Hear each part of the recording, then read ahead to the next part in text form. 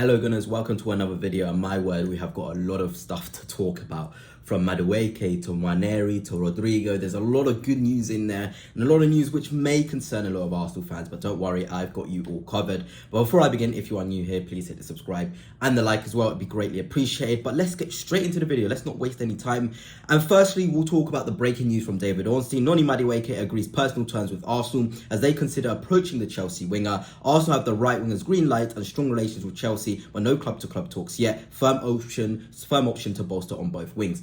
So, yes, okay, I get it. A lot of Arsenal fans are very disappointed with this link to Madueke, but I don't think we have a great understanding of why this is happening. I know why this is happening, and I feel as though I need to share it to you guys because it makes sense in the wider context of Arsenal's squad building plan.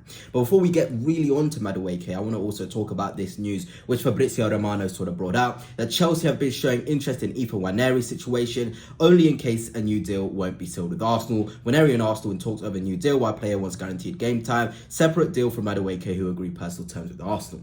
Firstly, I want to just say, I feel as though this is very much agent-led. They want better terms. They saw the terms Lewis Skelly got, and they thought to themselves, why can't someone like Nwaneri, who's made quite a good impact for Arsenal last season, get a similar wage sort of package? And you know what, it's kind of fair. He's 17 years old, he's made an impact, he came in and did good for us, so you can get it from the agent point of view. But the sort of idea that we're getting is he's not happy with the sort of guaranteed game time, with the Eze links, with the Madueke links. Seems like Nwaneri thinks there's not a pathway through for him, and I found that quite disappointing if it's genuinely coming from his camp, because he played the top 5 most minutes for a 17-year-old in Europe.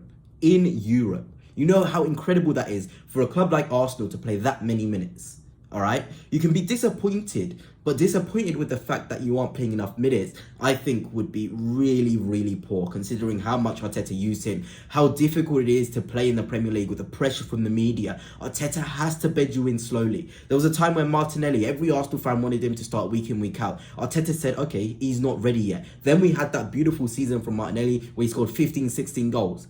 You have to trust the way the manager is using it. If you think you're not getting enough minutes, that's very disappointing. If you want more wages, that makes more sense. But to have this idea that is coming from Nwaneri's camp, from Ornstein, from Fabrizio Romano, from the Gunner blog, that they're saying he wants guaranteed pathway because he's not getting enough minutes, would be very disappointing. I'd be disappointed in him rather than the club. But hopefully this gets resolved. I think it will get resolved. I don't think Nwaneri will leave Arsenal. It's just all this agent stuff to get him a higher wage, which is fair enough. You want the best deals for your client. It wouldn't be an Arsenal Fanatics video, like I've said many times before, without a massive shout out to Dragon Jersey, who yet again are sponsoring this video. If you want an Arsenal top, if you want your international team's kit as well, Dragon Jersey have got it. From any season, 2009, 1999, any kit, Dragon Jersey have got it, and use code Fanatics for 10% off. But let's get on with the video.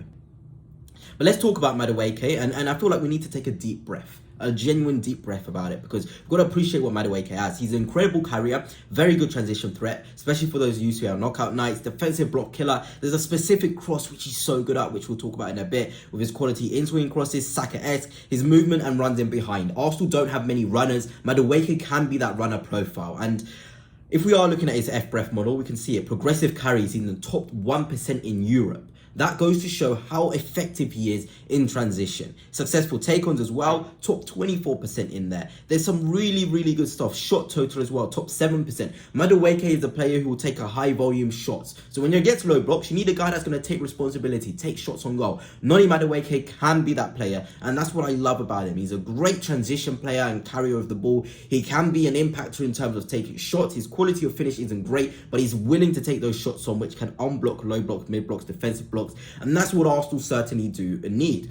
And I did say I rewatched a couple of Madueke's games, and I saw, things that only Saka can do against those low blocks. He isn't my first choice. Like I said, I always wanted Adeyemi, but he has certain things like this magnetic sort of feel to him where he just constantly can create chances, constantly get shots off. And that is a very important ability to have. A lot of points were dropped from Arsenal in games where we were against the defensive side. Madueke can certainly help, whether that's from the left or the right. And he has that Rafinha-like feel to him in transition, the long strides, the running power. Maybe not the engine of Rafinha, but there's a lot of things to like about Madueke from the left and the right. if we're looking at those stats, this isn't bad. 15 GA and 41 for Chelsea, where he's come off the bench quite a lot. Yes, he started a couple of games too, but there's not this consistent rhythm that he gets at Chelsea, and he's still able to get 15 GA. Even in the season before, 11 GA and 34, his first season for Chelsea. This is a guy who's getting output in the Premier League, who's 23 years old, and has only just completed his second season in England. And Arsenal fans are upset. And to be honest, you know, here's what I'm talking about in terms of his creativity from those wide zones, those crosses. They're really, really good. A deep block killer. But if we're able to seal him for under £40 million, which I think we can do, 23 years old, can play on both flanks, I see no issue with it. I genuinely don't see an issue with him coming in and being that backup to Saka, which we have been crying out for a very, very, very, very long time. We saw the injury Saka got and how much he affected us not having a left-footed balance on there. Yes, Nwaneri did a job, but he's better centrally.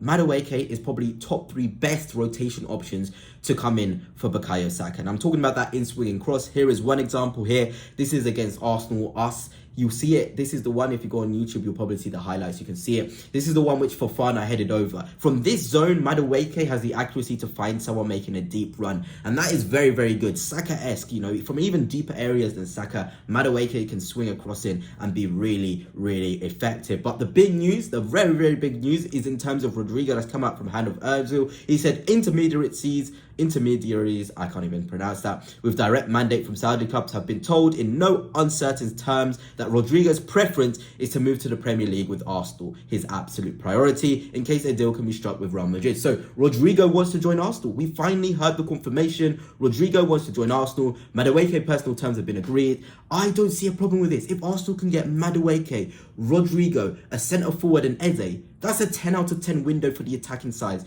with sales of either Trossard or Martinelli. I get it, that would have to happen. Saudi are willing to put 85 million in for Martinelli. You've got to accept it at that point.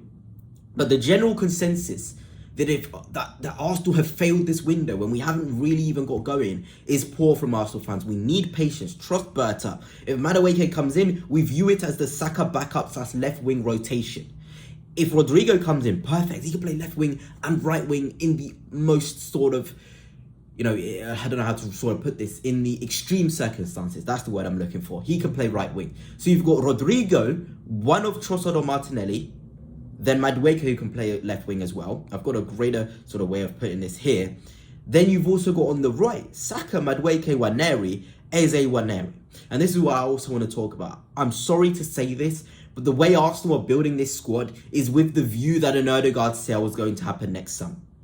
If we are wanting Eze, we want to keep Nwaneri too, and we want Madueke and Rodrygo, it makes zero sense to keep Martin Odegaard. He's not a final phase specialist in terms of creation and penetration.